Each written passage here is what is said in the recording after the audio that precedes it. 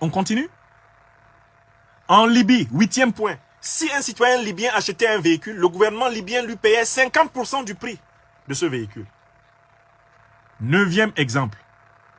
Le prix du pétrole en Libye était de 0,14 centimes de dollars le litre. 0,14 centimes de dollars un litre en Libye sous Kadhafi. 0,14. Bon, écoutez. On continue? On continue. Je veux que vous sachiez tout ce que Kadhafi a fait avec une monnaie nationale et l'amour de son peuple. 10e point. La Libye n'avait pas de dette extérieure et ses réserves de devises étaient d'environ 150 milliards de dollars. Aujourd'hui gelées. Je recommence une deuxième fois. Écoutez bien. La Libye n'avait pas de dette extérieure et ses réserves de devises étaient d'environ 150 milliards de dollars aujourd'hui gelées. Je vous pose la question, qui a gelé l'argent de la Libye? Écrivez le nom de ceux qui ont gelé l'argent de la Libye. Parce que ce qui est arrivé à la Russie, là, c'est arrivé à la Libye. C'est arrivé aux Africains. C'est toujours sur les Africains qu'on teste. Les pires choses sur la terre. On les teste sur les Africains et ensuite on les teste entre Blancs.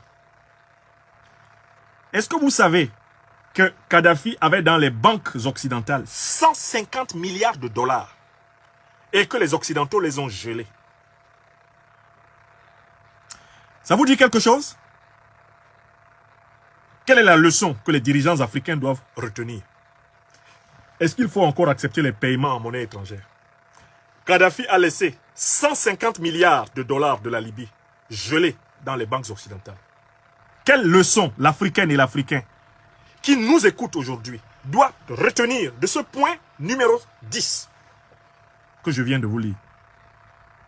Il ne faut plus jamais accepter de commercer avec les puissances étrangères en monnaie étrangère.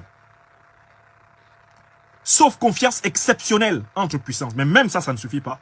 Il faut instituer le principe de la monnaie nationale comme base de l'échange avec les puissances étrangères.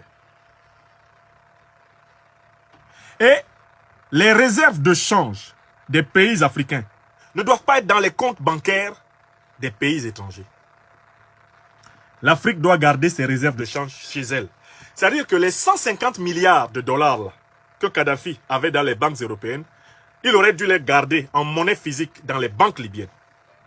Je recommence. Voilà l'erreur de Kadhafi que nous n'avons plus le droit de commettre sur le continent. Vous vendez pour 150 milliards de pétrole.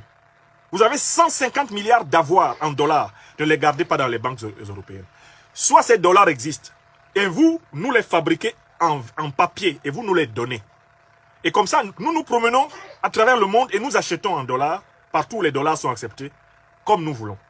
Soit ils n'existent pas, c'est de la pure écriture et nous ne les acceptons pas, vous payez en monnaie africaine.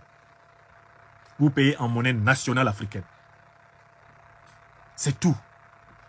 C'est-à-dire que vous acceptez que notre monnaie nous permette d'accéder à vos richesses.